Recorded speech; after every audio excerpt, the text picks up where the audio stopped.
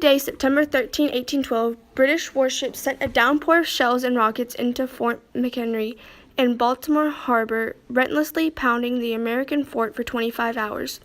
It seemed as though Mother Earth had opened and was vomiting shot and shell in the sheet of fire and brimstone, Key later wrote. The immediate cause of the War of 1812 were a series of economic sanctions taken by the British and French against the United States as the part of the Napoleonic War and the American outrage of the 18 British practice of the impressment, especially after the Chesapeake incident of 1807.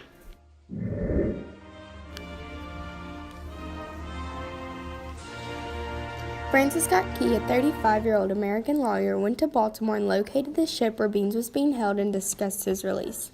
His tactics were successful, though on the other hand, Key and Beans were not allowed to leave until after the British bombed Fort McHenry. Key watched the bombing unfold from the ship he stayed located only a few miles away.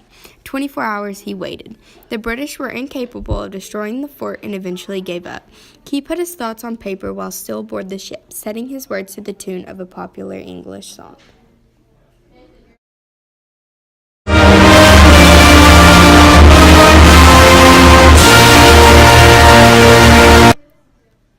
The poem was printed in newspapers. People began referring to the song as the Star-Spangled Banner, and in 1916, President Woodrow Wilson announced that it should be played at all official events. It was adopted as the national anthem on March 3, 1931.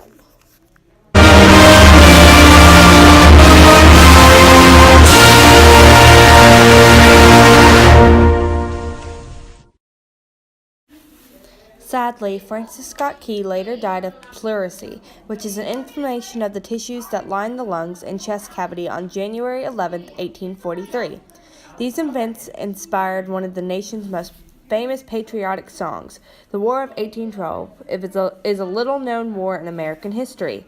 It fostered a strong sense of national pride among the American people, and those patriotic feelings are reflected and preserved in the song we know today as the U.S. National Anthem.